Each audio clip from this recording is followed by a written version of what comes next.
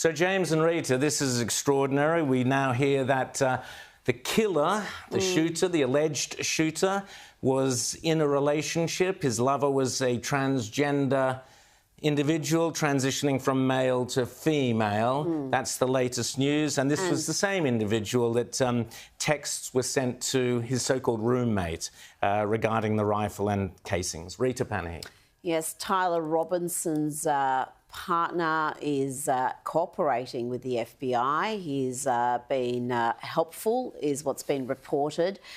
And, yeah, he is trans. Is just another development. It adds an extra layer to what could have motivated this guy. But this guy, if he is the culprit, and the authorities are very confident they have their man, he's told us why he's done this.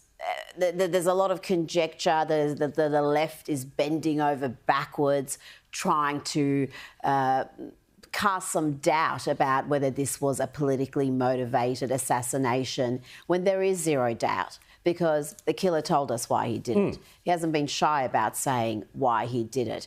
And if we don't accept reality, if we don't face up to the truth, we're not going to get past this point.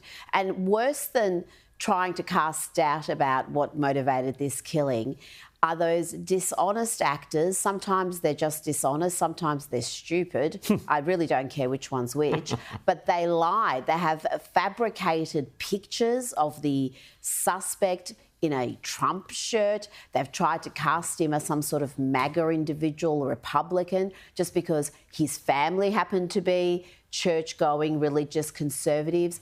This guy is the black sheep of the family. The family have said, you know, he's been off the left. And I think it just shows, James, that just growing up in a conservative religious family doesn't necessarily immunise you or protect you from this poisonous doctrine. And I mean, look, Rita, everybody out there, everybody on the stage, we know families are complicated. You have different people come from the same parents, the same environment, and just different things sort of wind up happening to them over the course of life. And that is just life. But the gaslighting, the unbelievable gaslighting that we have had, and I see this coming from all quarters of the left. It's not just the ones who are celebrating gleefully his death. And I'm going to be talking a bit later in the program about people who've been losing their jobs as a result of this, and why that's actually not a bad thing. But this idea that, oh, well, and you see these posts, I see them all the time. He was a conservative. He was brought up a Mormon. He grew up in Utah. His parents were cops. This, that, the other thing. You know, to suggest that, well, every single one of these things says, except that, you know, even The Guardian. So when you read it in The Guardian, and they're telling the truth about it, you know this is the truth. They said, they talked to people who were friends of the family. They said he was incredibly radicalized. They said that a few years ago he really started to, and I think, well, you know, we need to talk about universities and just what's happening on our university campuses right now, that people get so radicalized on them. But that he talked about Charlie Kirk, he talked about the right, he talked about fascism, he talked about trans stuff. Now we know why there's an angle on the transgender side there, because, of course, if he's had this relationship. But it is anything, they will do anything they can to prevent themselves owning the fact. And I'll tell you, we got to be careful, because I'm not somebody who subscribes to the words equals violence thing. That's the left thing. But these are the same people who have been pumping people, everybody, through this message that Donald Trump is a fascist. People like Charlie Kirk are fascists. They are an imminent threat to democracy, the democratic way of life, the American republic, freedom, liberty, all of these things. Well, when you say... And when they do that, that creates the existential threat, that creates a circumstance where this happens.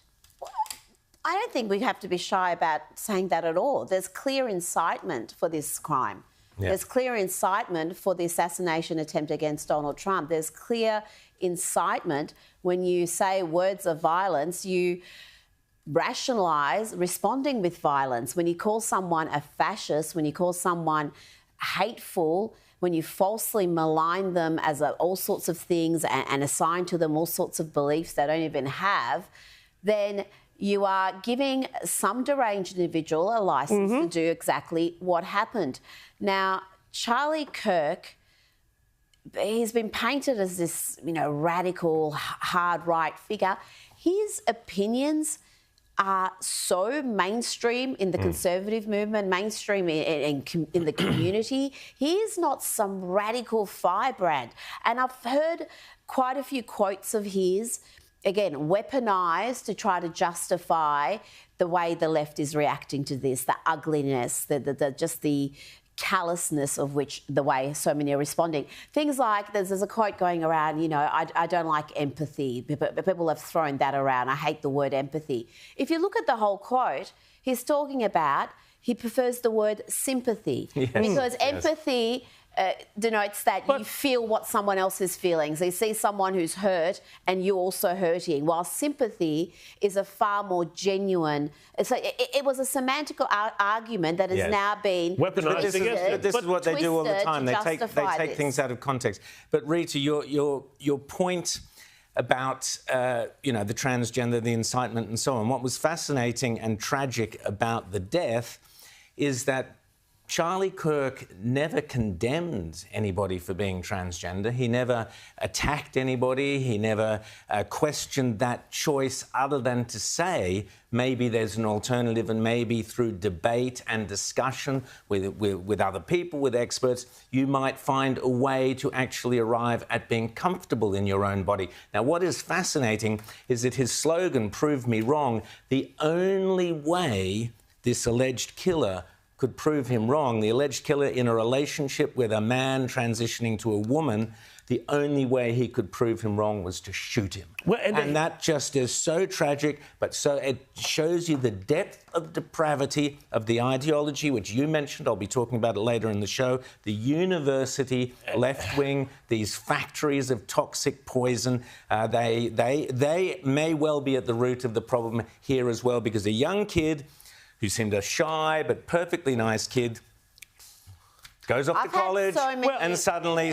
But hang on, we need to talk about another point. We have a killer. We need to talk about another point here, too, because one of the most toxic, most evil lines that we keep hearing, too, you know, you want to talk about things where they take something he said out of context. Yes. Right? The number one thing that they've been taking out of context is this whole idea that, you know, Charlie Kirk supported the Second Amendment, which is the right to bear arms, and said that you have the Second Amendment, there will be some deaths because of that, but it is worth it to preserve liberty. And he had a much bigger explanation around that, and including saying things like, you know, I think he made the argument that, well, we could ban all cars tomorrow, but we have the right to drive. And you would have no road toll, but there you are. You know, and so you have all of these incredible videos, and I played a bunch on my show Friday, and we'll see some more later on, I'm sure, of people saying, ha ha, well, you believe the Second Amendment, and how ironic, you got shot.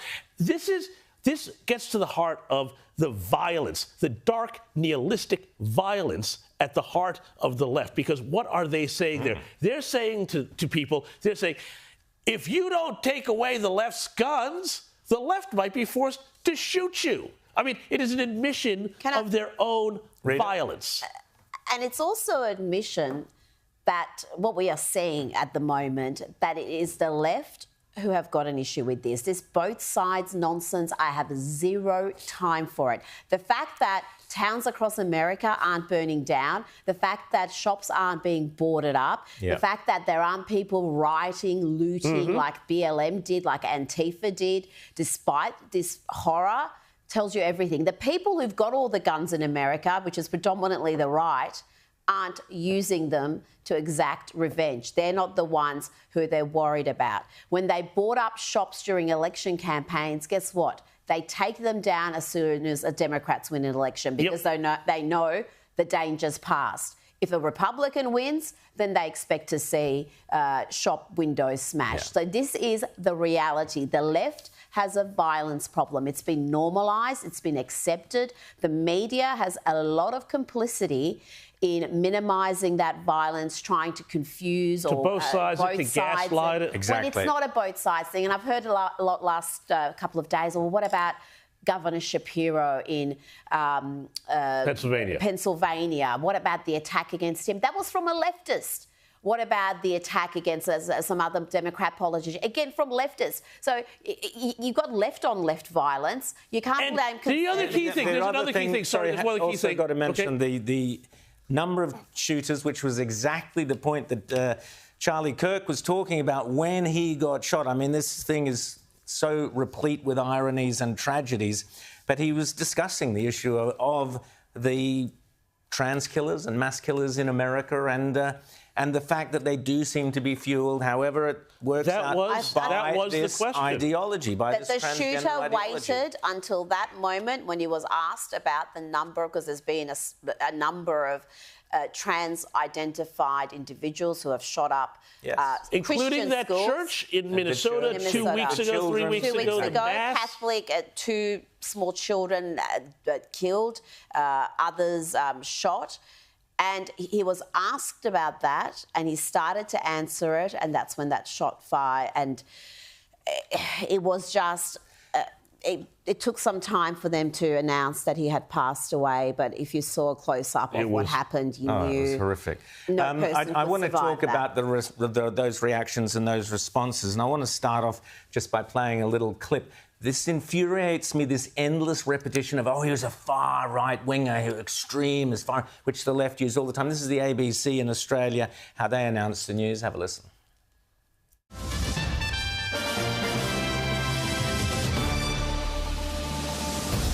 He was a conservative influencer who campaigned for gun rights.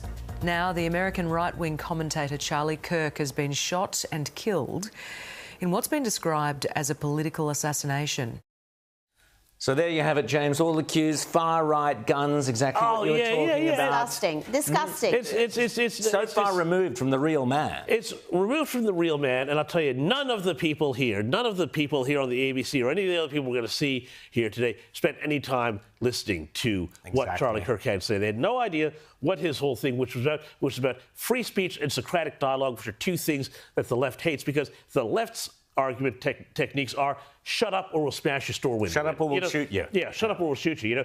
That's their technique. And it reminds me so much also, like when Kim McWilliams, the managing director of the ABC, had that whole line about ABC, about Joe Rogan, when he was giving the press club speech. It was clear he'd never listened to a minute of the man. But it's this sort of thing here. Exactly, but I want to ask Rita about one of our politicians here. A so-called independent environmentalist, Zali Steggall, at a beautiful electorate on Sydney's beaches. What happened there? She seemed to be quite like some of the controversial posts about Charlie Kirk's death. Yes, she did. She liked one by a leftist influencer that has been deleted. This is how bad this post was. Even this far leftist, what's her name, Hannah Ferguson, she deleted it, but not before Zali Steggall liked it. And it was a post that was seeking to rationalise this assassination, saying that, sometimes violence is necessary. Does this murder advance the leftist agenda? No, it doesn't. But, I can understand why people... It was an absolutely despicable, morally bankrupt post. The ideas in it, I think... You know what? I actually don't mind seeing stuff like this because I think sunlight is the best disinfectant. Yeah, we know what they're thinking. And when people show you who they are, you believe them. And when people go and share this disgusting content, when they like it... Zali Steggall needs to explain this. Zali Steggall needs to explain why she endorsed this post.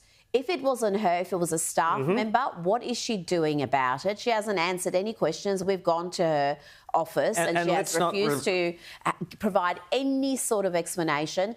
And Secretary of State Marco Rubio has said people who indulge in this sort of disgusting antics in the aftermath of Charlie Kirk's murder, they're not welcome in the US. So we might have some very high-profile individuals who will not be allowed into the US.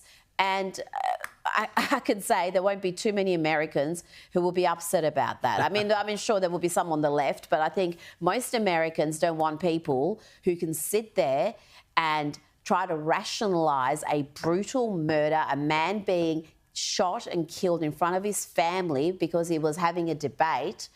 Why would you want those sorts of people in your country? And let's make the point, James, that Zali Steggall replaced former Prime Minister Tony Abbott in his electorate. So this is a wealthy Sydney electorate.